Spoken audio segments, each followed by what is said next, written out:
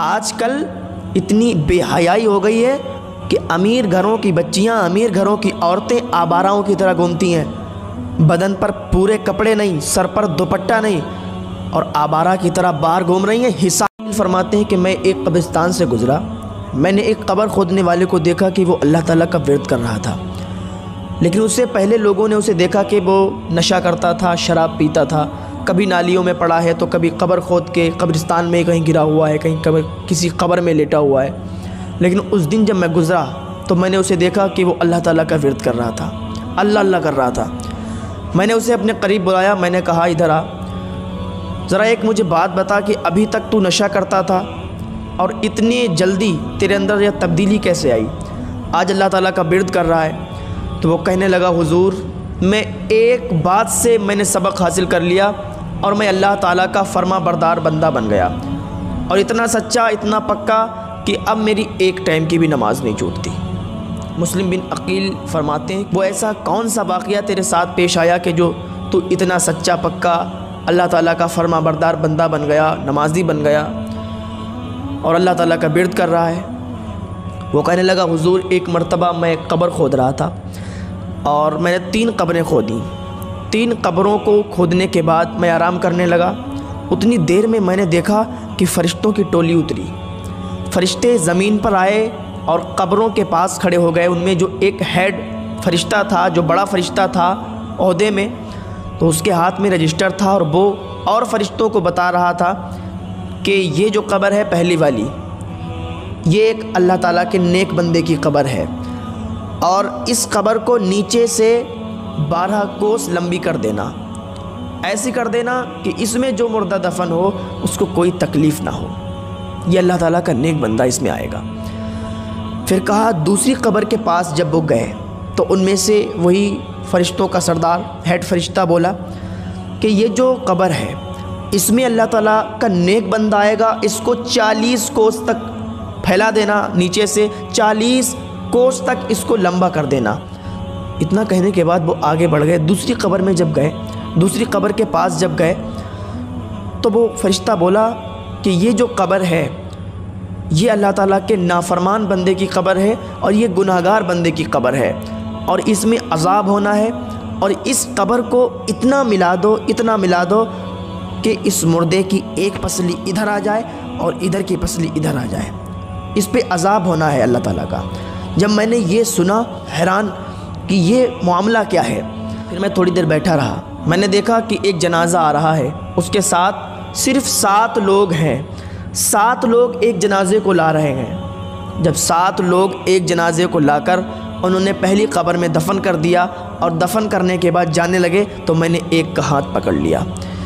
मैंने कहा, भाई ज़रा ये तो बताओ, क्या ये आपका रिश्तेदार है? उसने कहा, नहीं ये मेरा रिश्तेदार नहीं है। कहा, फिर कोई जान पहचान का है?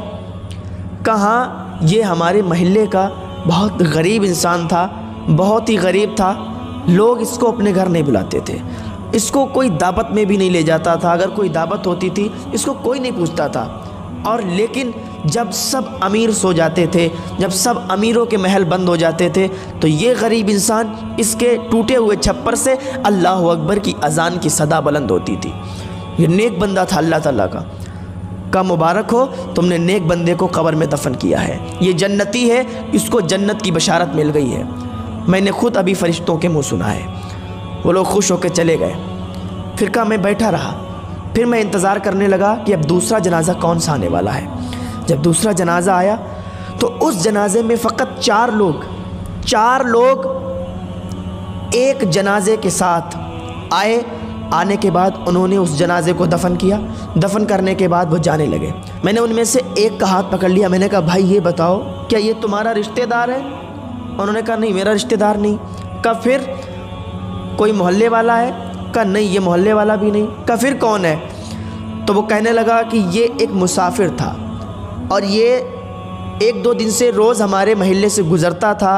अमीरों के घर हैं हमारे मोहल्ले में, अमीर लोग रहते हैं, उधर से गुज़रता था तो कोई इस पर तवज्जो नहीं देता था, लेकिन आज इसका इंतकाल हो गया तो हमने कुछ लोगों को इकट्ठा किया, हमने तमाम अमीरों को बुलाया, हमने कहा आओ इसको दफना देते हैं, कुछ कफन का इंतज़ाम कर देते हैं, इसकी फाता खानी का कुछ इंतज़ाम कर देते हैं।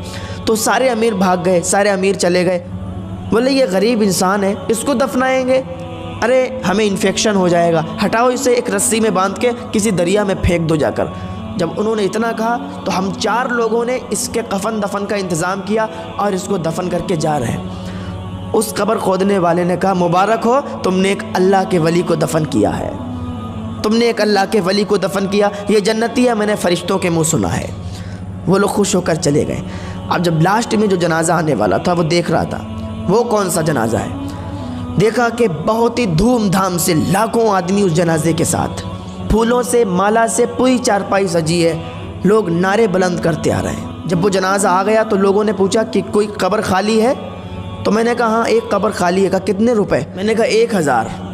तो उन अमीरों ने 1000 रुपये लेकर और मेरे मुंह पर मार दिए, बोले दूर हट जा, अब यहाँ अमीर का जनाजा है, अमीर को दफन करने वाले हैं, तू हट, यहाँ से इन्फेक्शन फैला रहा है। बोले मैं हट गया दूर।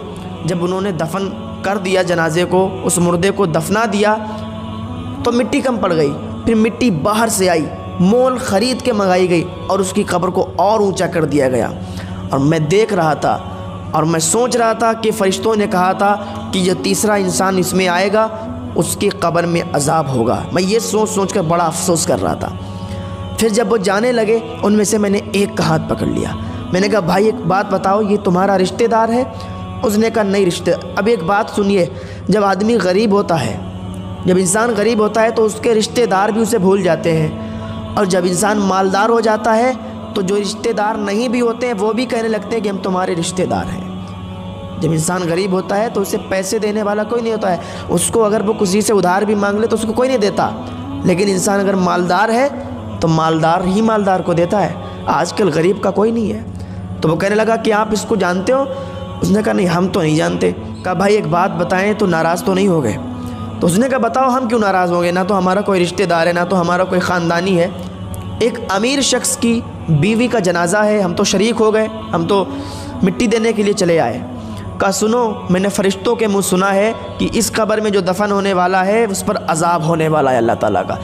यहाँ तो तुमने इसको मिट्टी से ऊपर तक बहुत बड़ी कब्र बना दी, फूलों के माला चढ़ा दिए, पानी छिड़क दिया, लेकिन कब्र में इस पर अजाब हो रहा है।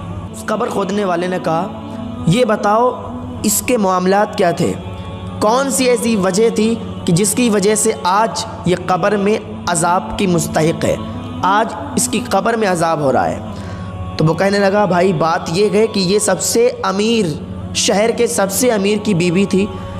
महल्ले की गरीब बच्चियां इसके दरवाज़े पर अगर आती थीं और कहती थीं कि चलो आज हमने हुजूर की महफ़िल सजाई है, आज हमने ज़ोहर के बाद या असर के बाद हमने हुजूर की महफ़िल सजाई है, चलिए हमारे घर, आप अमीर घर की बहू हैं, आप हमारे घर आएंगी, हमारी इज़्ज़त में और 4 चांद लग जाएंगे।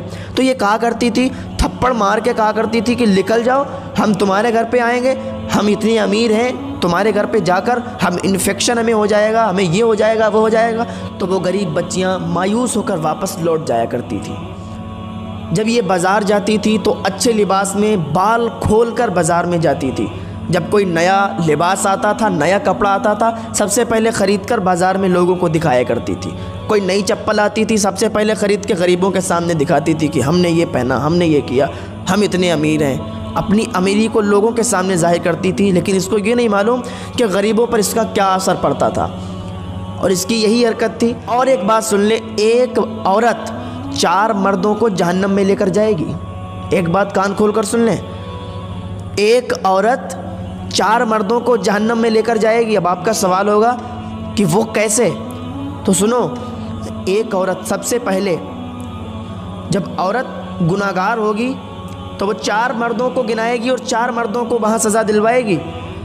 तो वो कहेगी, सबसे पहले अपने बाप को बुलाएगी, सबसे पहले उसके बाप को बुलाया जाएगा, पूछा जाएगा कि तुमने इसको क्यों नहीं मना किया जब ये बालों को खोलकर आवारा की तरह फिरती थी, घूमती थी, गली मोहल्लों में सबके घरों पे जाया करती थी, रास्तों में मोबाइल पर बात करते हुए इधर से उधर जब गुनाह का काम करती थी, तो तुमने क्यों नहीं रोका? छोटे छोटे कपड़े पहनती थी, तो तुमने क्यों नहीं रोका? तो इस वजह से उसका बाप पकड़ा जाएगा। फिर उसके भाई को बुलाया जाएगा और कहा जाएगा कि तुमने इसको क्यों नहीं रोका? तुम्हारी बहन बाल खोलकर, सर पर दुपट्टा नहीं, बदन पर पूरे कपड़े नहीं और आवारा की तरह रोडों पर गली मोहल्लों में घूमती थी, तुमने क्यों नहीं मना किया? इस वजह से भाई भी पकड़ा जाएगा। फिर उसके शौहर को बुलाया जाएगा कि तुम्हारी तो बीवी थी, तुम्हारी तो शरीके हयात थी, तुमने इसे क्यों नहीं मना किया? जब ये आवाराओं की तरह घूमती थी, बाल खुले, सर पे दुपट्टा नहीं, लोगों से मिल रही, बाज़ार में टहल रही, फ़ोन पर किसी से बातें कर रही, लेकिन तुमने मना नहीं किया। इसकी वजह से उसका शौहर भी पकड़ा जाएगा। फिर बुलाया जाएगा उसके बेटे को, सबसे पहले बाप को, फिर बाप के लड़के को यानी उसके भाई को, फिर उसके शौहर को, फिर उसके बेटे को। बेटे से कहा जाएगा कि तुमने क्यों नहीं मना किया? तुम्हारी तो माँ थी, तुम्हारा तो हक था मना करने का कि माँ कहाँ जा रही हो, बाल खोल कर बाज़ार जा रही हो। आजकल इतनी बेहयाई हो गई है कि अमीर घरों की बच्चियां, अमीर घरों की औरतें आवाराओं की तरह घूमती हैं। बदन पर पूरे कपड़े नहीं, सर पर दुपट्टा नहीं और आवारा की तरह बाहर घूम रही हैं। हिसाब लिया जाएगा, हिसाब। कल मैदान महशर में पता चलेगा कि यह हम लोग बताते बताते थक गए। यह हमारी जिम्मेदारी है कि आपको बताया जाए, लेकिन हम लोग बताते, आप लोग अमल नहीं करते। हम बताएं, आप अमल ना करें तो हमारी पकड़ नहीं है। अगर हम ना बताएं तब हमारी पकड़ है। तुम तो कह दोगे कि हमें बताने वाला कोई नहीं आया। वहाँ पूछा जाएगा क्या तुम्हें बताने वाला कोई नहीं था? तो उस वक्त हम भी वहाँ गवाही दे सकते हैं, हाँ हमने बताया था। वो इंसान कहने लगा कि आज इस पर जो अजाब का सबब बना है, आज जो इस पर अजाब हो रहा है, वो इसकी करतूतें हैं। ये अमीर बन के गरीबों को बहुत गिरा हुआ इंसान समझती थी और इसी की वजह से, इसके तकब्बुर की वजह से आज इसे इसकी कब्र में अजाब हो रहा है। अल्लाह ताला हमको तकब्बुर जैसी बीमारी से महफूज फरमाए, गुरूर घमंड जैसी बीमारी से महफूज फरमाए।